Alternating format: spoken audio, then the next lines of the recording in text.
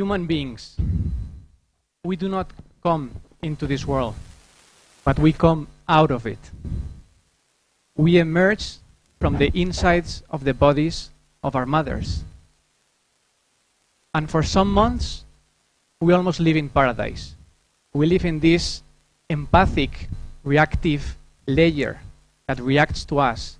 We need nutrients, we get them. We need oxygen, we get it. We are taken care of.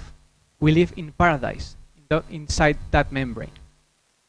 But it's not only about our bodies, but also we hear stories when we are inside the wombs of our mothers. Hey baby, we look for you. We're waiting for you. We love you. Come here. You have your mother, you have your sister, you have your brother. We're waiting for you. We live inside there, in paradise. But life goes on. And then we get thrown out into existence. We appear here. And then maybe we start experiencing that sense of disconnection. Our card gets cut, and then we don't feel that we are part of that same unity that we come from. Life goes on, and we grow up. Maybe we have our first friends, maybe we have our first romantic breakup, which we experience that, wait a minute, people don't understand myself as much as I would like to be understood. We keep evolving, we keep growing. Maybe we have our first job in which we feel a sense of rejection, or in that job they don't really understand who I am. So we start thinking that maybe that world that is out there is a bit dangerous, that we need some kind of protection, that we need to defend ourselves from the outside world, that we are separated.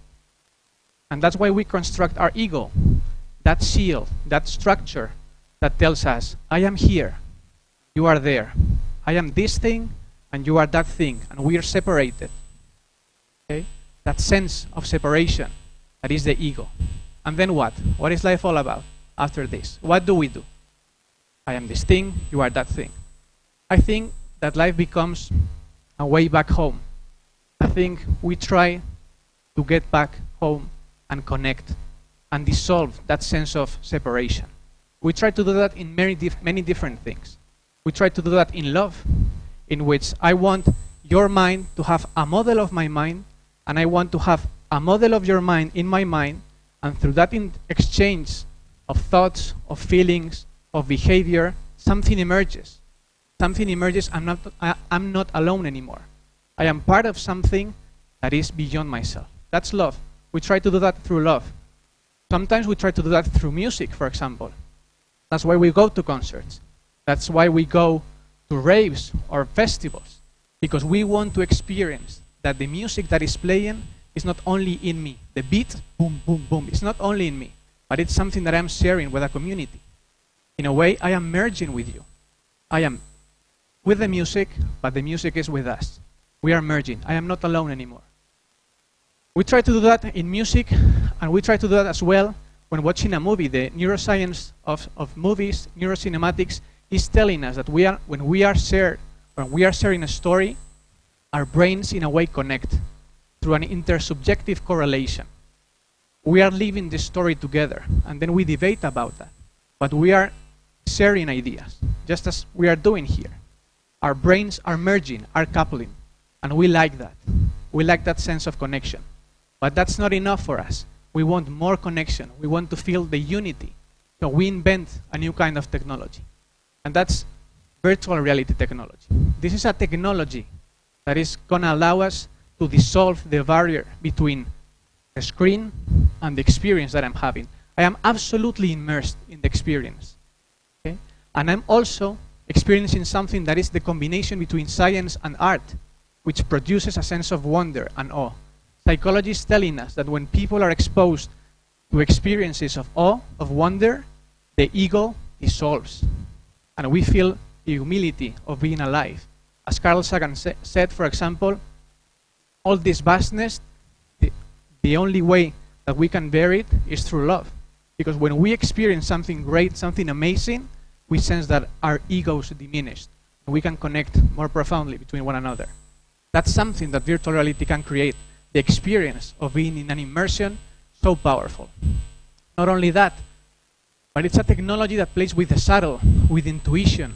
We don't want technologies that is just about notifications or the unstructured reality of getting an email, a notification there. No, we want flow. We want to be immersed. We want to enjoy the experience. Flow, according to psychology, is one of the most addictive and enjoyable states on earth.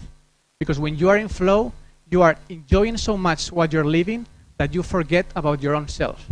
In a way, your sense of self dissolves and you are connected with the experience. People try to find flow through research, through surfing a wave, through reading music, through playing music, whatever. But we like that state. I am not here. I am connected with something bigger than myself. I think virtual reality technology can really tap into that state of consciousness, but not only that, and this is my main point. The main point that virtual reality is going to allow us to expand our consciousness is that it's going to allow us to inhabit the patterns of the minds of others. What does that mean? Inhabit the patterns of the minds of others. It's true that we won't be able right now to get inside each one of the different minds, although technology is evolving in that direction. We have fMRI technologies and machine learning algorithms that right now can see what you're feeling inside. We can get to see the visuals of the thoughts you're having. That's coming. But for now, I think that we have the ability to tap into the patterns of the minds of others. Because we are made of patterns, of thinking, of feeling, of behaving. We are living according to patterns. I imagine a future in which we'll be able to tell someone, hey, would you like to come into my inner universe? Would you like to hear the inner voices that I hear? Would you like to see the inner thoughts that I think? We can create that. And the great thing about that is that it will allow us to really connect deeply between one another.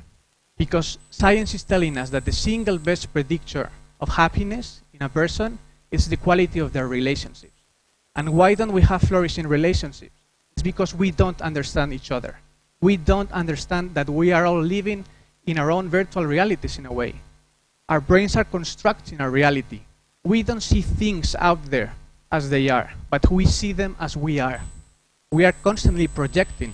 I don't see the future as it is, but I see the future as an anticipated memory. I am looking back into experience, and then from that, I see the world out there. But we are not aware of this. And we think that people are behaving or should behave in the same way as we do. But we are different. We belong. We have different patterns. Maybe that's why I've started this conversation talking about babies. Maybe it's because I am projecting my own reality onto you. Maybe it's because I've just become a dad of a very beautiful girl called Sophia. And that's why I see babies everywhere right now. Because I am looking through my past experience and I am projecting it to you. I really believe that we have the technology, virtual reality, that will allow us to jump into the patterns of the minds of other characters. We would be able to jump, for example, into the patterns of the mind of a liberal person, or maybe a conservative one, and we'll be able to understand them from the inside. And we will do that through stories, maybe through love stories, maybe through adventure stories, but they will be stories that will allow us to jump between different perspectives. And that's incredibly important, because the sense that we get of ourselves is mediated through the sense of talking with another human being. When I'm interacting with you, I am not who I think I am. I am not who you think I am, but actually I am who I think you think I am. It's through that interaction that we get our sense of self. So if we can improve something here, if we can improve the knowledge that I have of you, then I'll be able to get to know myself better, which is incredibly important, and which is something that we should really strive for. Jumping between different perspectives. I think that's what's going to allow us to transcend this ego that we've created. That sense of, I know everything. I have to defend my own views from everything else. And what so many mystics have talked about during the centuries, that actually I am not this little wave in the ocean, but actually I'm the whole ocean being manifested through this little wave. Maybe I'm something larger. Maybe there's more perspective in life. We started this journey talking about how we live in paradise, this biological membrane that we inhabit, that reacts to us, that knows us, and in a way supports us. How we get exposed to little stories when we are living inside our tummies. I think that way back home that we try to achieve is going to be mediated through this technology. Instead of a biological membrane, we're designing a technological one. A technological membrane that will empathically react to our own needs. Not because we would like to go into a metaverse or into a multiverse and escape from reality. No. Actually, we would use that, as Anais Nin said, for example, that we would go into psychology and art to restore our shattered selves into whole ones. Because we are shattered inside. We are broken inside. And we are all connected, but we are more alone than we would like to admit. And I think we need more connection in the society. We need to really see different perspectives and understand the inner motivations of why people do what they do. I think we are living in a truly incredible era in which we have the psychology of well-being that is telling what we need to do to live a very flourishing life. We have the technology, the virtual reality technology, and we have the artists, the storytellers that can merge together and create a transcendent effect, to create something, a powerful technology, to create an experiential universe of different stories that we'll get to use to understand ourselves better. Maybe we'll have stories that will play sad characters when we are sad, so we feel connected, and then we can drag ourselves out of that sadness. Stories that will really tap into who we really are. Stories in a way about human intimacy, about true empathy, and about true connection, which I think is what it's really all finally about. It's up to us. Thank you very much.